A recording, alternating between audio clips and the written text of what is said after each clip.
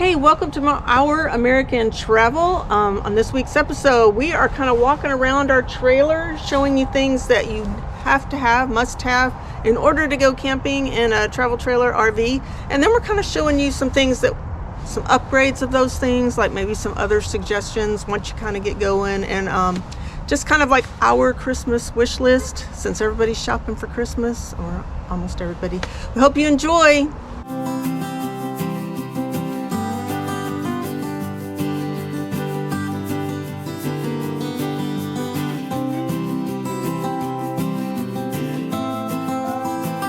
Hey, welcome to Our American Travel. This is a little bit different episode.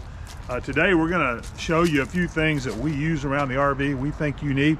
We're also going to talk to you about a couple things that we'd like to have to replace some of the things that we have, or maybe kind of an upgrade. Okay. So that's what we're going to talk about today. We're going to provide links for you, so it'll be easy for you to click on them and then go get one for yourself. Or, you know, if you want to, you can buy it for us. If we say we need it anyway. Thank you. Anyway, so we're going to start over here with the tires. Tire safety being one of the most important things. I want to talk about this a little bit. You'll notice on this tire here, we have a valve stem cover here, and that's for a tire pressure monitoring system. We'll refer to it as a TPMS. Now, we have a TPMS that was kind of semi-built in, the Linc CBS. We'll try to put a picture of it here. The Linc has a little booster up in the front. You know, we might be able to show that to you in a little bit, but this is the one that this other one's the one I recommend if you don't have this built-in system. This we can use with with a cell phone. It pops up alerts if something goes wrong, and it also it gives us the current tire and temp. So it's important to make sure that you maintain your tires. Also, a tire gauge. I didn't bring the tire gauge out here, but any tire gauge would do. This is the one we use. So again, we'll put a link for you for that. Now, that's about it for tire safety. So you need to take that really seriously. We've seen a lot of evidence particularly on YouTube, of bad accidents because of tires. Hey, I told you last time, this is the tire gauge we use. You can kind of use that. That's really helpful. You can buy these in like a pack of 3, and you know, it may be $15, maybe $5 a piece. So this is one that we use. It seems to work for us most of the time. Now, the next part of this video is about things to stabilize the trailer and things to, you know, keep your wheels from moving. So we use these black Chocks like this. We'll put a link in the description for you like that. I can't move this one. So if we go back to this other one, I probably can move it because this thing hadn't rolled back. So it looks similar to this. Where do we get these? You can get this on Amazon. I'll put a link in the description for that. We may have got these at Harbor Freight, but so if you don't go to Amazon, check them out at Harbor Freight. Pretty good price at Harbor Freight. So anyway, there's that. And then we use these stabilizing blocks. We're going to walk up to the front here. Now, you'll notice that we have lots of leaves at our house this time of year. So we have a couple of 2x6s there. And then we use these yellow stabilizing blocks. We're just going to go to all yellow stabilizing blocks at some point, or get the Andersen blocks that you see here. They seem to would be a good option, but we're going to get rid of probably using a lot of the wood. It's just extra weight to carry around. We don't need extra weight. You'll notice that there's options too for the front here. We're just using wood right now, but we're gonna go to using plastic probably, but just because, you know, we're at a premium for space. We pull this 7,000-pound fully loaded trailer with an F-150, so we're at a premium. There it is, leaves and everything. So anyway, that's pretty much what we use for stabilizing and for Chocks. Now, leveling, we use a couple of different levels. We'll walk back over here where we've got the levels at. Notice I have a drill in my hand too. For the stabilizing blocks, you can get the special Camco drill bit, and it'll help you lower and raise the stabilization. So we currently use a couple levels. I just use this Torpedo level, and I just put it at various places throughout the camper to make sure it's level, either side to side. or front to back. Or we also have one of these. It's a little T-level. T-level, you can kind of see it there maybe. Black on black doesn't probably work real well. We'll do red on black. I'm not very level, am I? So my wife would probably agree with that. Also, there's an electronic option if you get it along with the Andersen Leveling blocks and the LevelMate Pro. We'll put links for that. I don't know how long it goes, but Black Friday there was a LevelMate Pro special, and hopefully that will extend. You get it for around $100, so highly recommend it. So two big things that you have to kind of live in a trailer is you have to have a water setup and you have to have electrical setup. So we're going to talk about what we use for water and electrical now. We may have to move over there to see some of the electrical because it's over in that direction. We actually have it hooked up right now. So the setup we kind of use for the water is we use this little extension. This is actually a water pressure regulator or reducer. It's not a regulator, so I can't really regulate with it, but it reduces the pressure going in. You don't want going in too fast. We also have a regulator that we let freeze up and it doesn't work anymore, but we're probably gonna get another one of those and replace this. And this is a water filter. You know, I think Camco makes these as well, and so we replace this, you know, probably twice a year, something like that, no more than we camp at this point. And there's all kinds of other water filtration setups. I might put a couple links for other ones in there. They're all pretty good, but we just want the water going there. Now, we don't really drink the water in our camper. I know some people do, or they have some kind of water filtration system that they bring along with them, and we've done that before. We brought a water pitcher along and filtered the water a little bit and made coffee with it.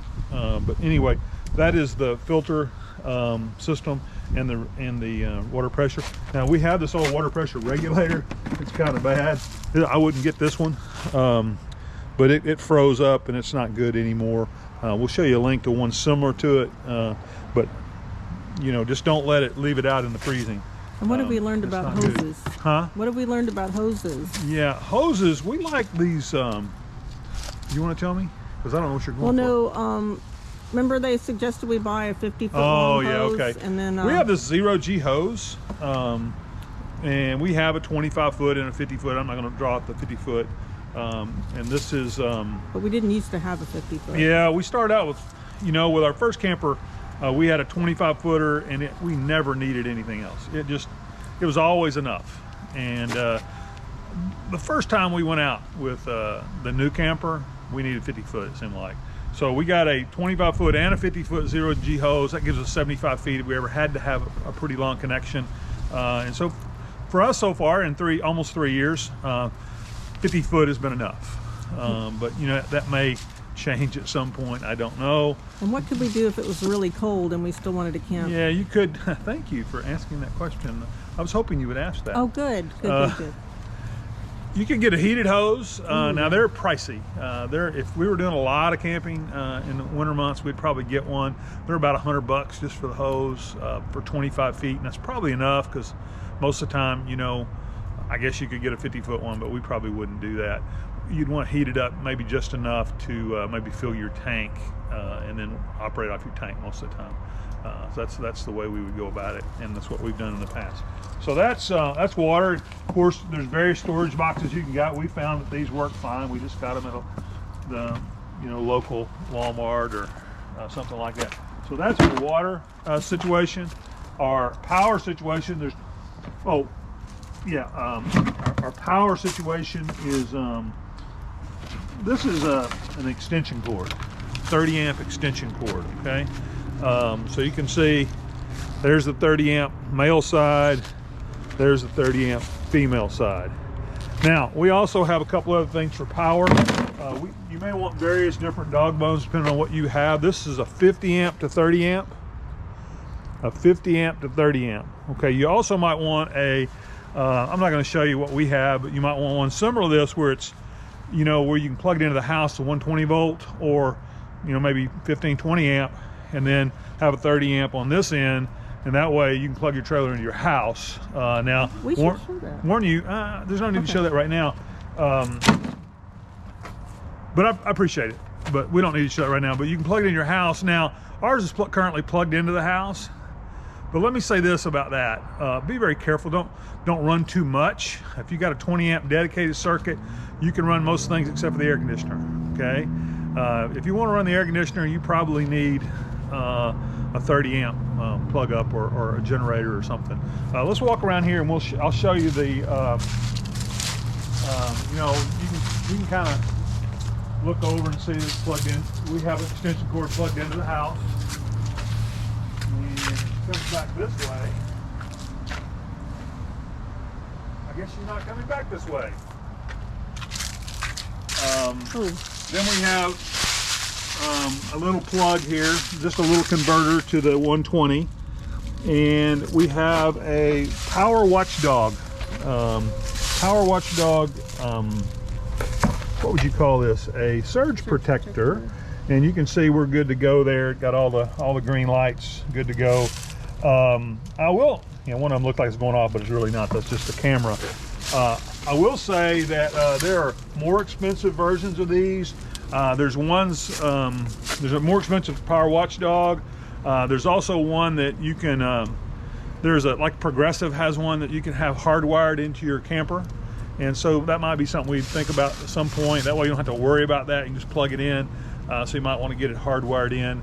I'll show you, you know, it's actually probably cheaper in the long haul, other than the one-time expense of having someone do it. If you can't do it, I'm not really all that electrically handy, and I don't want to mess with that sort of thing. But anyway, that's what we use for surge protection. It does have an app on your phone, Bluetooth, and I like to look at it occasionally. It tells you how much power you're using and how many amps you're drawing. So you know that, you know, if you're trying to run your air conditioner off 20 amps or off your generator or whatever, you can see how many amps you're already drawing, everything else. So you might want to go shut some things off for whatever. Don't use the microwave and the, you know, space heater, and, you know, don't use 5 or 6 things at a time if you're on limited power situations, or even if you're on 30 amp. So it can give you some hints on that. So I recommend the Power Watchdog.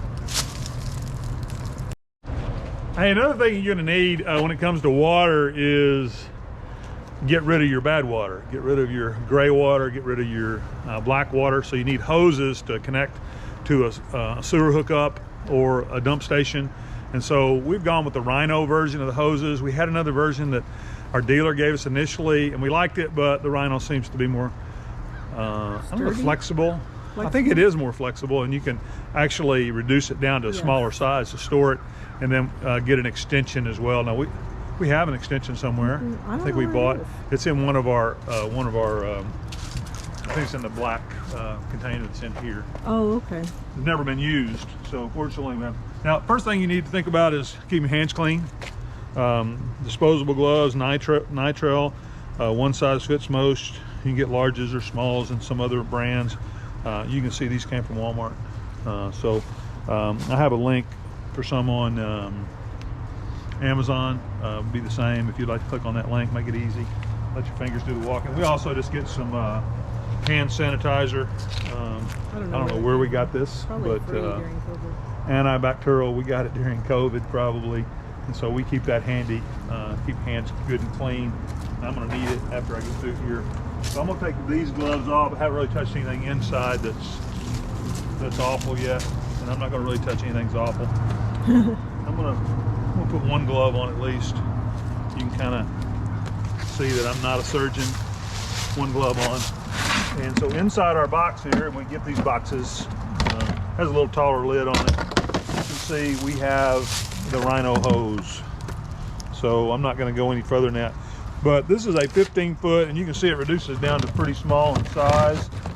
We also have an old water hose that we bought initially for drinking water, and it's really small. We use that to clean the tank. We put it in the black tank clutch, so you need something like this. It's kind of nice that it's black. Yeah, kind of goes with the black. Tank, right? So, does every hose have that clear thing at the top, or no? Why do you want that? Most all the Rhinos get it. You can kind of see what's coming out, and we could show you that live. But you know, once it turns to clear, you know you're in better shape, and then you can maybe stick your black tank plush hose in and get all the stuff that's hanging on the side of the walls and stuff like that. So okay. we'll make a video at some point, another setup video with the Grand Design. We've never done that, and a takedown video with the Grand Design. We've not done that. To show them how we do it. There's a bunch of videos out there. We don't do it right necessarily. Well, we just do it our way and it works. We do it our way and it works. So anyway, that's that. Another thing we have is it's called a sidewinder. I'm gonna just put a little thumb on this, and this thing will come out. I don't want to take it out and have to put it back up necessarily, but you can see it, and it spreads out, and it goes from high to low, and so it gives you a nice angle going down. You want this stuff, you know, if you know what the old saying is, stuff rolls downhill, and that's what you want going here, stuff, you know, not the other word. So anyway, that's how we do our black tank removal and gray tank empty. Cool. Hey, there are a lot of other things, you know, that we use. I have a whole tool bag. I'm not going to go through all the tools, but kind of indispensable for me is, you know, a pair of channel locks. I got a couple of kind of a bigger, these are old as you can see, and then smaller ones, and these help with water connections if you need to tighten it a little bit and your hands are old like mine and grip is leaving you. They're helpful. So we have all kinds of different pliers. We have some wire cutters and all kinds of things like that. So get yourself some pliers. We don't use this very much. You know, if you need to drive a stake in the ground or anything like that, you know, helps out camping.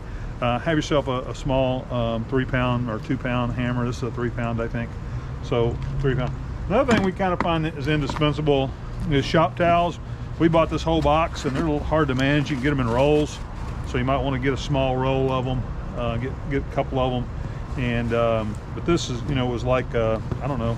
This is a bunch of shop towels. There's like 200 of them. Probably a roll comes with about 25 or something. But this is very, very helpful.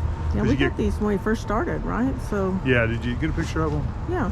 So they have not run out yet. Yeah, we've had these for 3 years, and we probably have half of them left, maybe.